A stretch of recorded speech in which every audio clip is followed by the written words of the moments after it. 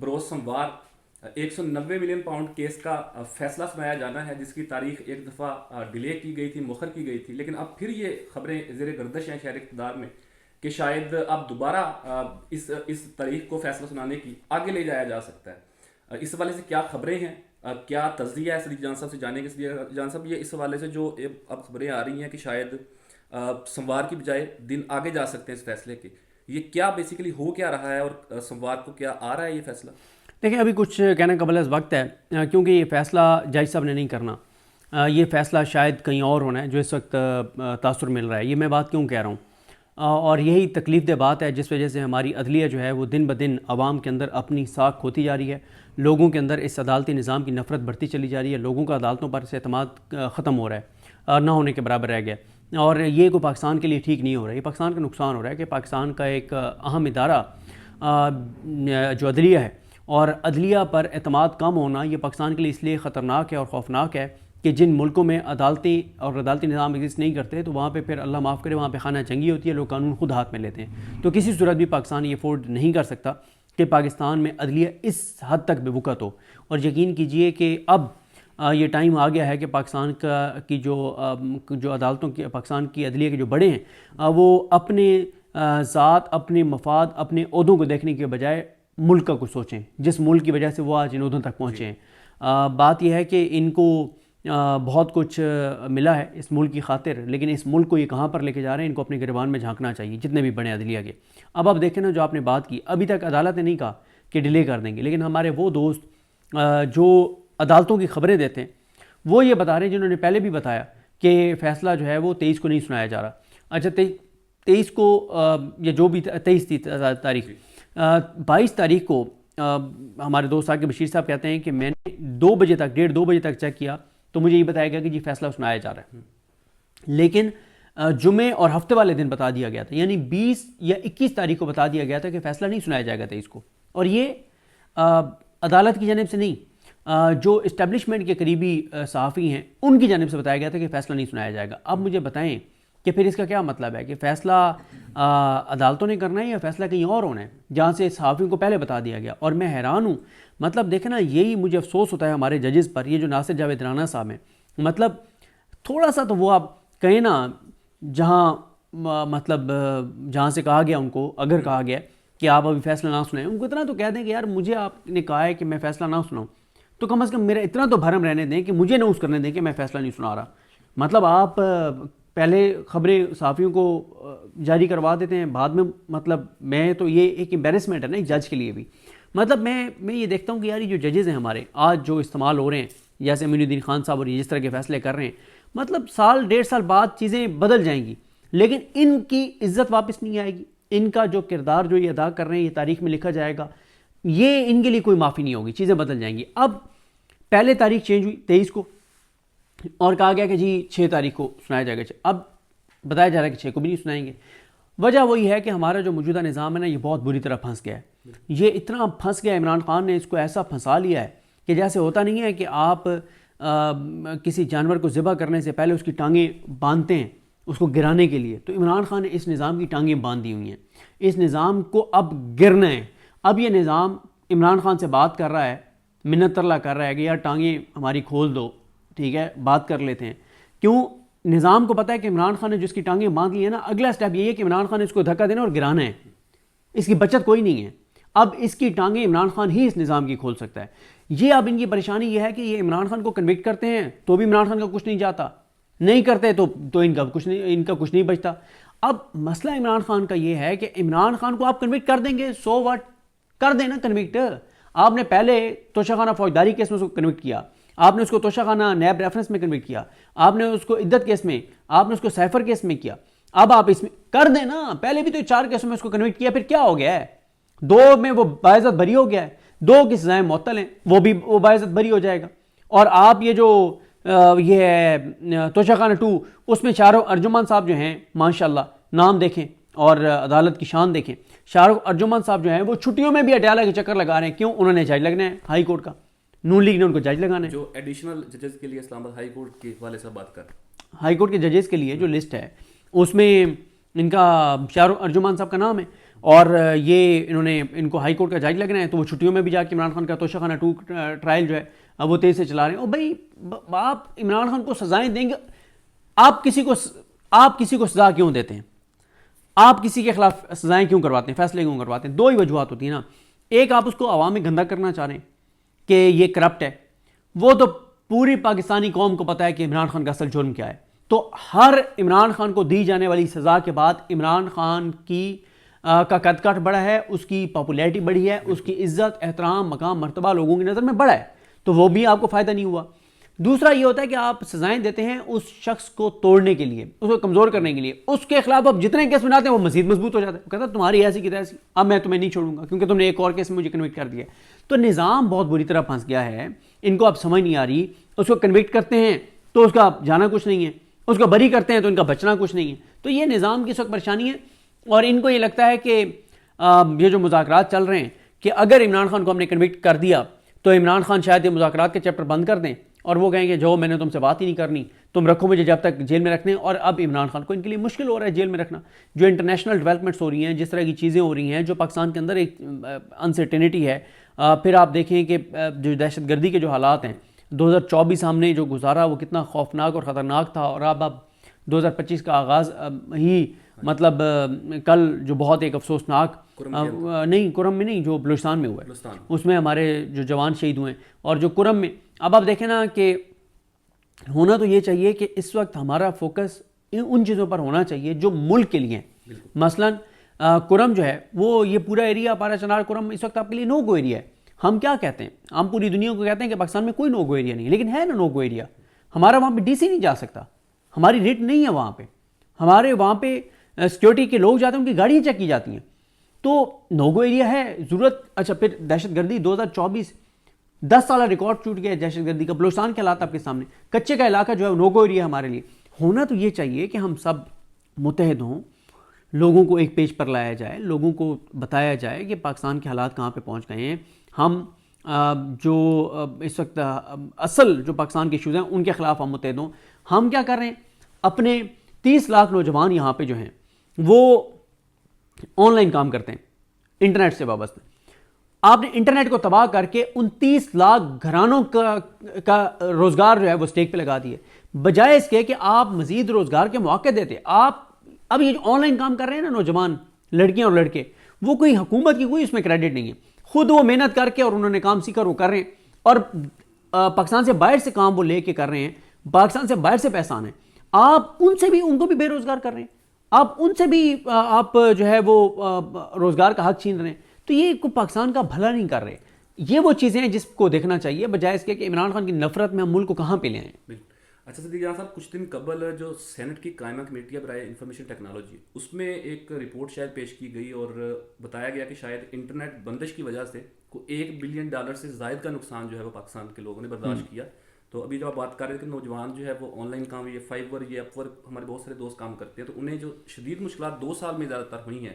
اور دوسری طرف جو حکومت دعوے کرتی ہے، ابھی سال کے آخری دن کے اوپر جو ہے وہ اڑان پاکستان کے نام سے ایک پلیٹ فارم متعارف کروایا گیا، معیشت کا ایک پلان دیا گیا. لیکن دوسری طرف یہ بھی خبریں زیر گردش ہیں کہ شاید کابینہ کے اندر اضافہ کرنے کی باتیں ہو رہی ہیں.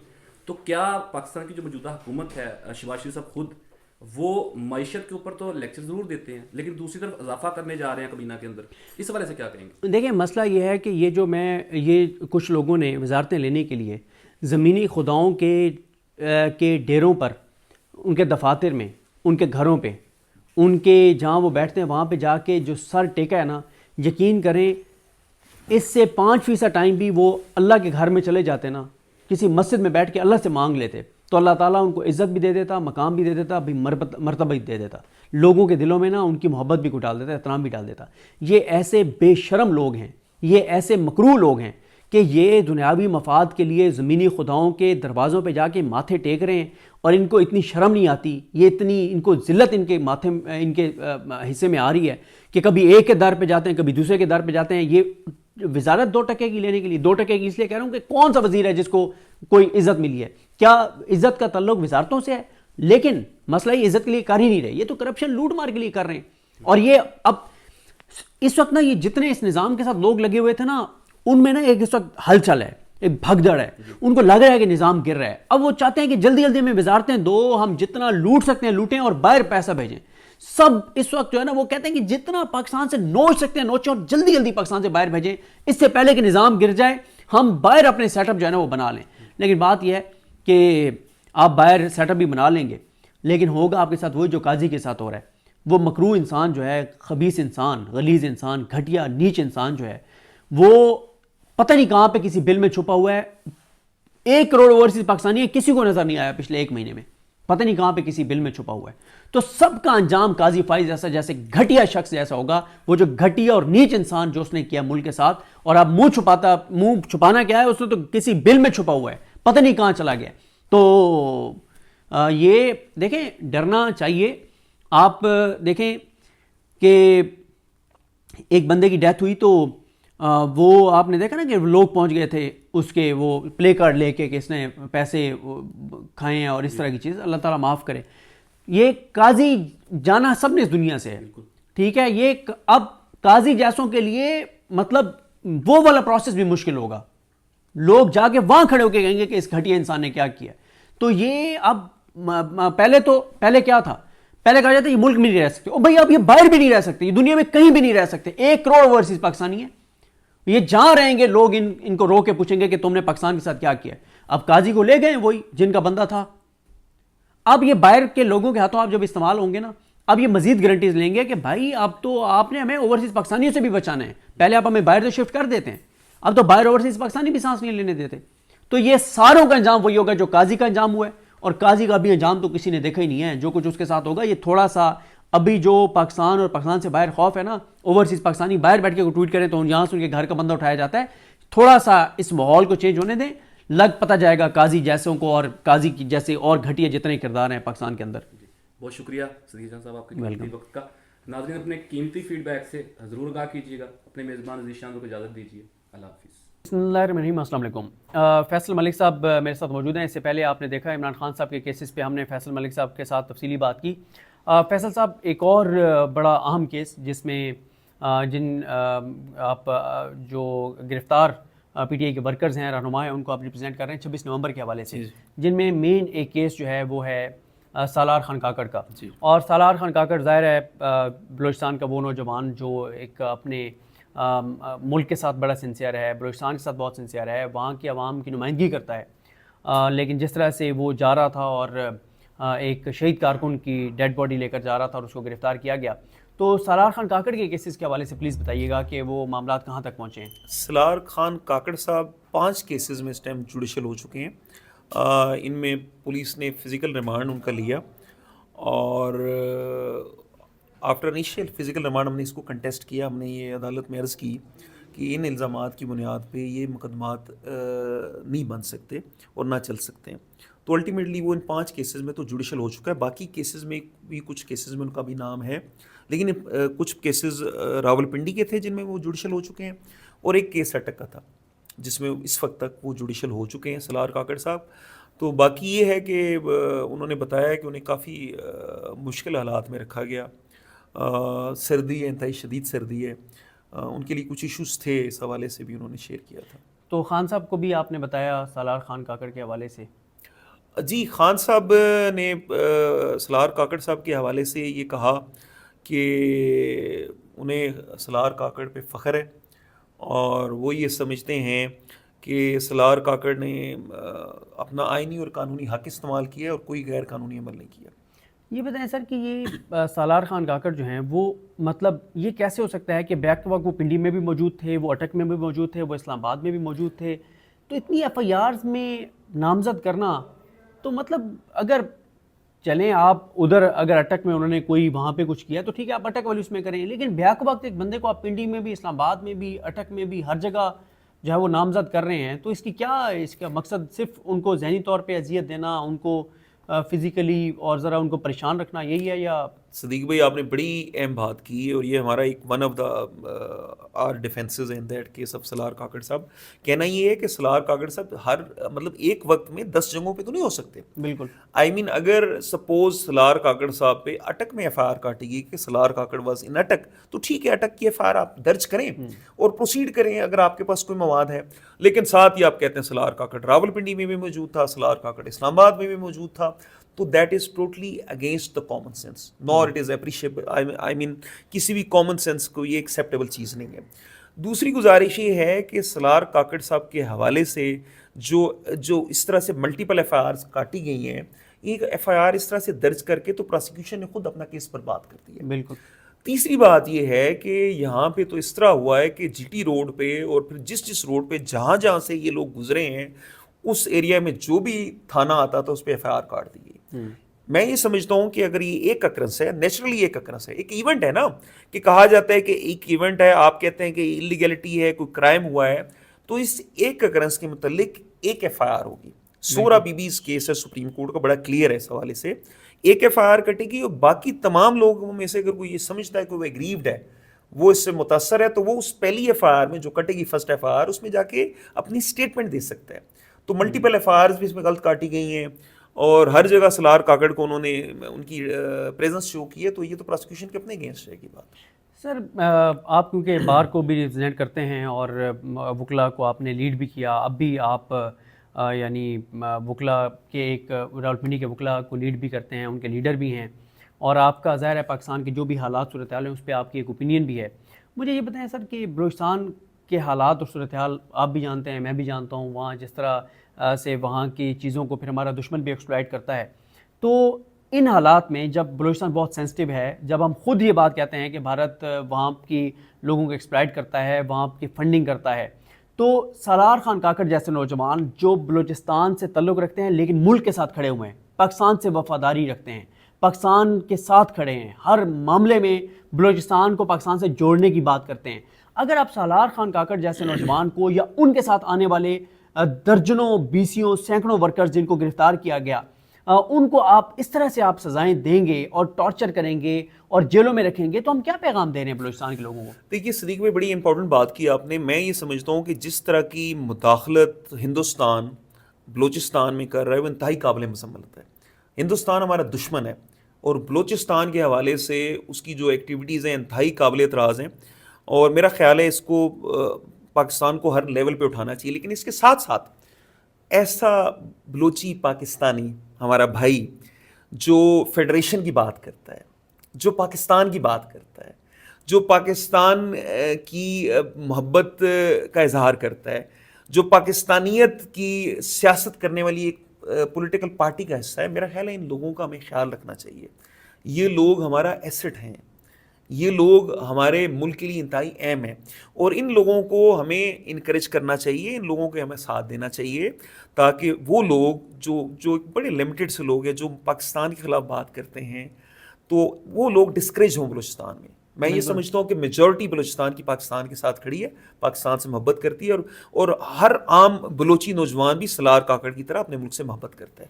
اور آخری سوال یہ ہے سر کہ یہ جو 26 نومبر ہے، 26 نومبر کو کل کتنے ورکرز پی ٹی آئی کے یا اس پروٹیسٹ میں آنے والے جو راولپنڈی اور اٹک کے کیسز میں جن کو گرفتار کیا گیا، ان کی تعداد کیا ہوگی تقریباً؟ سر یہ ہوں گے تقریباً اپروکسیمیٹلی 1,500-2,000 تو ہوں گے اپروکسیمیٹلی.